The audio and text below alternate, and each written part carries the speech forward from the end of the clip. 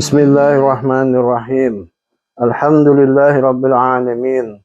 Wassalatu wassalamu ala Rasulillahi sayyidil mursalin, nabiyina Muhammadin wa ala alihi wa sahbihi ajma'in. Allahumma alhimna rushdana wa isna min syarri anfusina wa haykum bi tahiyatil Islam. Assalamualaikum warahmatullahi wabarakatuh. Sahabat soleh dan solehah rahimakallah. Ibadah itu perintah Allah yang mesti dilaksanakan oleh para hambanya. Ibadah memiliki esensi agar para hambanya menjadi orang-orang yang bertakwa. Secara etimologis, kata takwa itu berarti menjaga diri, menghindari, dan menjauhi.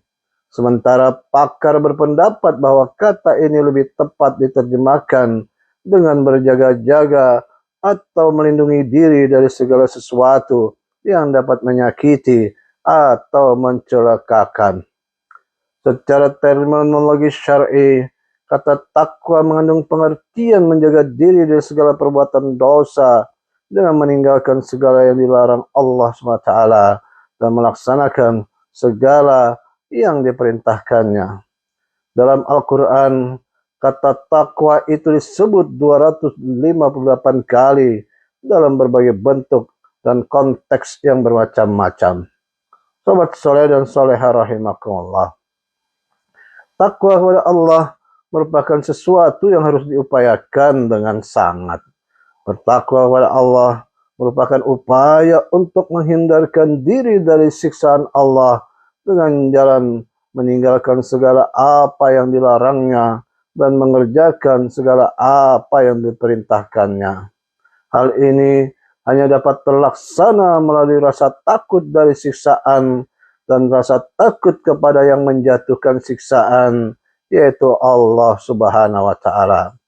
Rasa takut itu pada mulanya timbul dari keyakinan tentang adanya azab yang pedih di akhirat. Firman Allah Ta'ala, wa in kuntum fi raibin mimma nazzalna ala abdina fa'tu bi suratin min mithlihi wad'u syuhada'akum min dunillah in kuntum sadiqin illam taf'alu wa lan taf'alu fattaqun nar allati waquduha an-nas wal hijarah uiddat lil kafirin. Dan jika kamu meragukan Al-Quran yang kami turunkan kepada hamba kami Muhammad, maka buatlah satu surat yang semisal dengannya dan ajaklah penolong-penolongmu selain Allah jika kamu adalah orang-orang yang benar. Jika kamu tidak mampu membuatnya dan pasti kamu tidak mampu, maka takutlah kamu akan api neraka yang bahan bakarnya manusia dan batu yang disediakan bagi orang-orang kafir. Al-Quran Surat Al-Baqarah ayat 23 dan 24.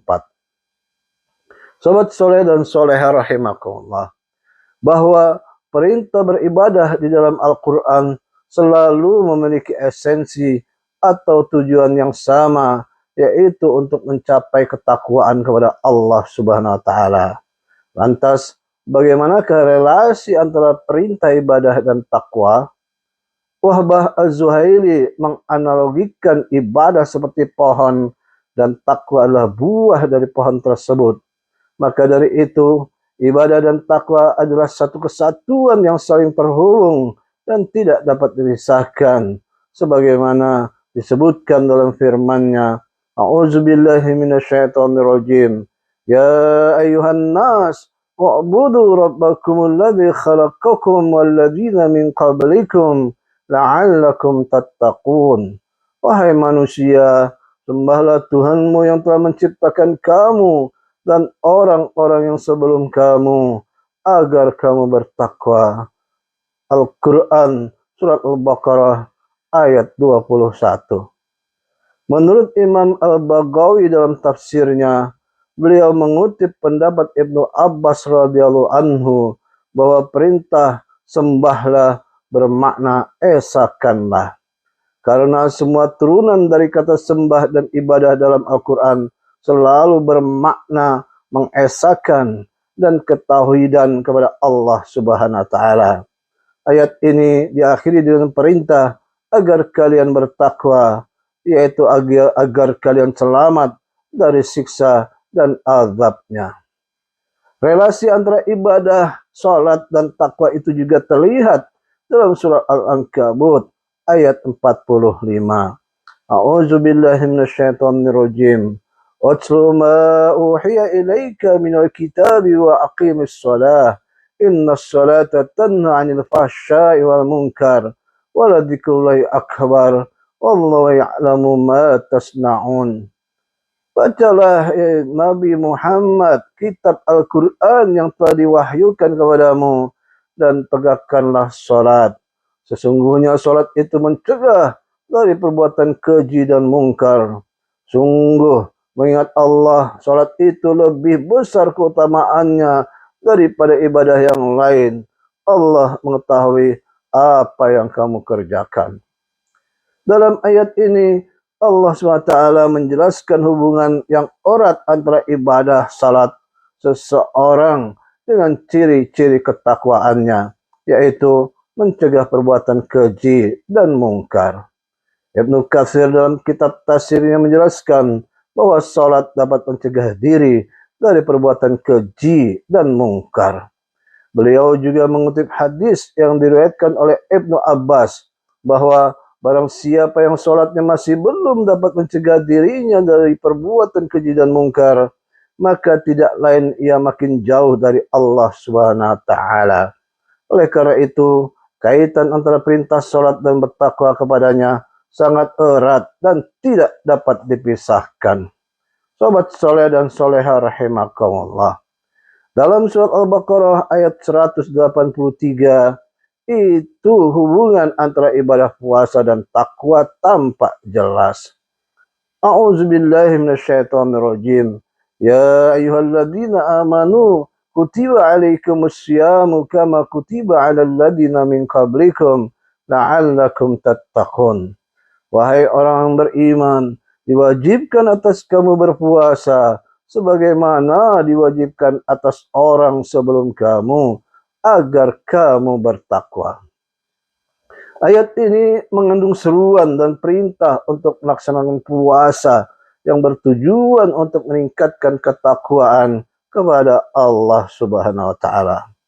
Wahbah Az-Zuhaili dalam tafsir Al-Munir menjelaskan bahwa puasa adalah penyuci jiwa agar bertakwa kepada Allah Subhanahu wa taala. Karena esensi dan tujuan dari puasa yaitu agar seseorang dapat bertakwa kepadanya baik dalam keadaan sepi maupun ramai. Puasa juga dapat memupuk jiwa agar semakin takut kepadanya serta dapat meredam syahwat duniawi yang terkadang mengikat manusia. Sobat soleh dan soleha rahimakumullah. Perintah beribadah dan takwa di dalam Al-Quran selalu berjalan beriringan. Oleh karena itu, keduanya tidak dapat dipisahkan. Jika ibadah seseorang tidak membuatnya merasa takut dan tidak menambah perasaan cinta kepada Allah SWT, maka ibadah yang dijalaninya perlu dipertanyakan kualitasnya. Kemungkinan ada yang kurang pas dari ibadah tersebut. Ibadah tanpa perasaan takwa adalah sebuah kesia-siaan, dan takwa tanpa proses ibadah adalah sebuah kemustahilan. Oleh karena itu, mari bersama-sama mengintrospeksi kualitas dan kadar ibadah kita kepadanya, agar ibadah dapat mengantarkan kita kepada takwa dan keberhasilan dalam perihal agama, dunia, dan akhirat. Sobat soleh dan soleha rahimakumullah. Sekian dahulu. Terima kasih atas perhatian. Lebih kurangnya mohon maaf. Semoga manfaat. Wallahu a'lam bishawab. Kita tutup dengan subhanakallahumma wa bihamdika asyhadu an la ilaha illa anta astaghfiruka wa atubu ilaik. Assalamualaikum warahmatullahi wabarakatuh.